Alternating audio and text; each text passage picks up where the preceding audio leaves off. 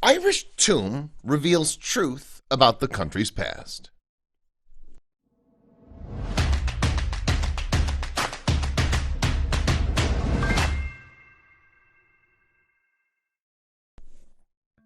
To rediscover their ancient paths, some countries only need to study their monuments. But for nations like Ireland, that distant history is a bit more difficult to uncover. Still, there's one burial ground that's puzzled archaeologists for generations. And thanks to cutting-edge technology, experts have picked up on hidden details. But will some wish that this past remained a secret? Before we begin, make sure to smash that like button, subscribe to our channel, and click the notification bell for more amazing videos. Not unlike Egypt, Ireland has its own Valley of the Kings, a wind-swept and rocky expanse where great chieftains were laid to rest thousands of years ago. Its most famous tomb almost blends in with the countryside. All these burial sites, some of which date back to 7,000 years ago, Newgrange is the crown jewel. This giant mound was rumored to be home to some gods, and it appears to align with some astral bodies.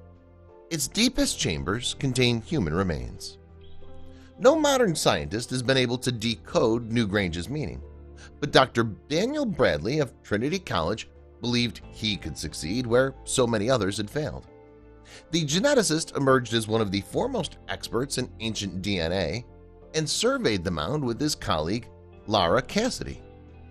Granted, it wasn't like the Trinity researchers were breaking new ground.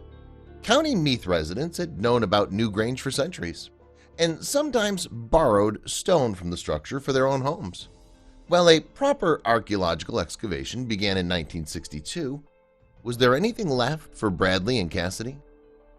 The winding tunnels and rock walls of Newgrange instilled them with the confidence they needed. Calling it a liminal space, a place that inspires a sort of awe, the Trinity team went hunting for whatever traces of DNA they could find. Measuring at 250 feet in diameter and 450 feet high, Newgrange represents a feat of Stone Age engineering.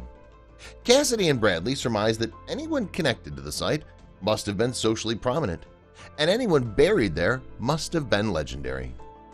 The main underground chamber isn't impressive merely because of its size or the mound of bones found within. A skylight in the roof allows the sun to light up the room, most brightly during the winter solstice. While little is known about Newgrange's architects, there was no doubt that this was the peak of their achievements. Over 200,000 tons of stone, clay, wood, and earth make up the monument, and some elements were hauled from miles away. The amount of resources and length of construction suggest that no one individual could have built this. It must have been an elite class or perhaps an important family. This otherworldly tomb, guessed Bradley and Cassidy, must serve as the final resting place for whatever type of royalty led these ancient Irish peoples. DNA analysis would provide the clearest glimpse into their lives, as the civilization left very few discernible hints behind. All kinds of cryptic glyphs and drawings decorate the walls of Newgrange, but most of their exact meanings are lost to us.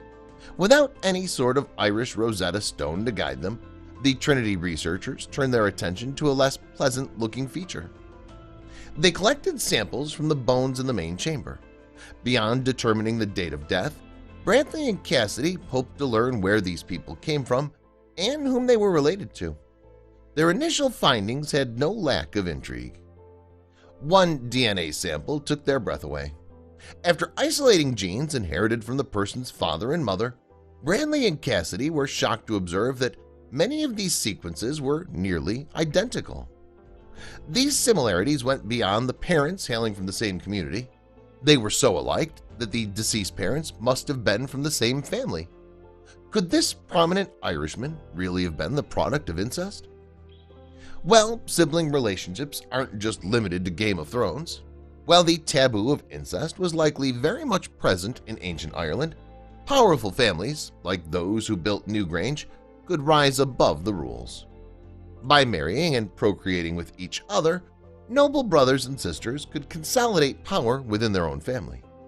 It was not unlike how Egyptian dynasties carried on, leading Bradley to describe the residents of Newgrange as Irish pharaohs.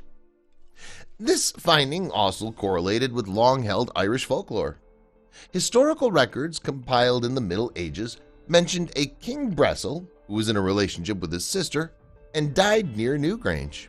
The Trinity researchers might have verified his identity as well as the roots of Ireland.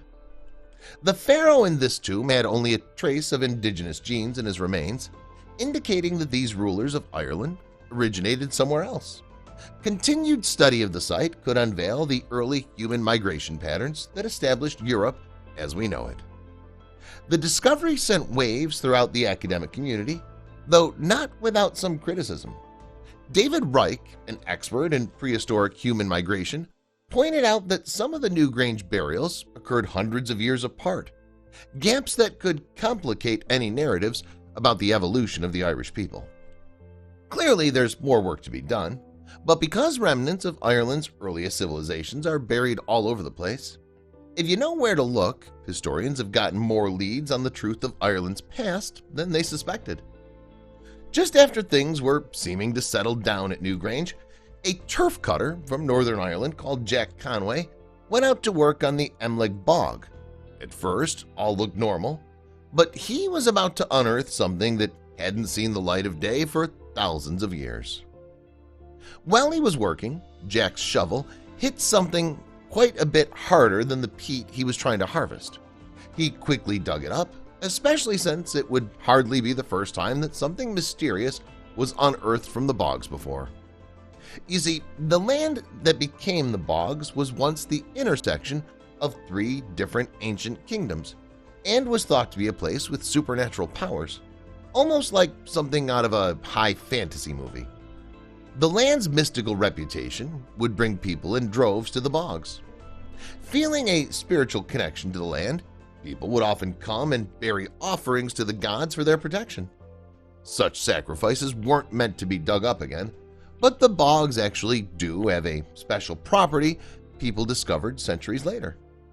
The low temperature and high acidity of the bogs, combined with a new amount of oxygen, makes them excellent at preserving whatever is buried below.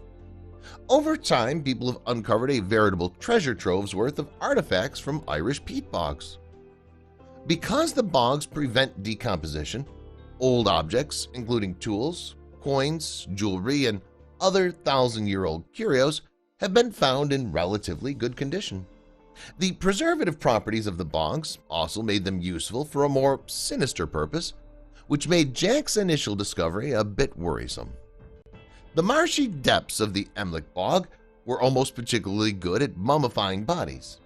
Several ancient corpses were found on the bottom of the bog, some very clearly not there by accident either. Thankfully, it became clear Jack hadn't found a body, but he still wasn't sure what he had found either. In fact, it just looked like a large, oddly shaped rock. However, there was one thing that stood out about Jack's discovery. It had a particularly odd smell to it, described as being similar to a strong but not unpleasant cheese. Unable to make any sense of the chunk buried 12 feet into the bog, Jack called in the officials from the Cavan County Museum. After properly examining it and even going as far as carbon dating the object, they finally revealed what Jack had found. It was actually butter, 2,000-year-old butter to be precise. Funnily enough, the butter had been so well preserved that it was still technically edible. What on earth was it doing in the middle of a bog? Unlike modern bricks of salted butter that can keep fresh for a few months without a refrigerator, salt wasn't common in medieval Ireland, so the low temperatures and preservative properties of the bogs made them into a natural freezer of sorts. Hundreds of lumps of this hard butter have been discovered in containers made of an animal bladders or wood, many of which have survived for thousands of years in pristine condition. But why would ancient people go through so much trouble just for a condiment? Back in medieval times, butter was actually a luxury good that people could pay their taxes and rent with. While we wish we could pay our bills with Land O'Lakes like that, there's still one important question about this ancient butter. How does it taste? First, we should probably start with the smell. While Jack described the lunk he unearthed as having a fairly pleasant scent, other people were less charitable. The smell of ancient bog butter has been compared to a stomach-churning combination of spoiled milk and bad Parmesan cheese. Who would be brave enough to try tasting this? Andrew Zimmern actually tried a bit of a 3,000-year-old bog butter on his show Bizarre Foods. He described the taste as a lot of funk with a crazy moldy finish. But there are still people who can't resist trying it for themselves. A 300-year-old lump was actually brought into an Irish elementary school for the kids to taste test it themselves. Funnily enough, they claimed it wasn't bad. Perhaps it's more of an acquired taste. Either way, this ancient tradition is starting to catch on with locals. In fact, one local man decided he would create his own bog butter. After making 3 pounds of homemade butter, Brian Collar wrapped it in cheesecloth and buried the lump in the bog behind his house. He'd dig it up after a year of aging in the Irish countryside. The end result looks considerably more appetizing than any of the ancient ones that were unearthed. According to Brian, it has an earthy flavor that he enjoys when making eggs or drizzling it on top of popcorn. He even invited his neighbors to share it. Though the trend of DIY bog butter probably won't catch on, many hunks continue to be discovered. You can even view a few pieces in Irish museums. Just don't be surprised if they won't let you have a taste, though these aren't the strangest places where old foodstuffs are uncovered. Please share this story with your family and friends.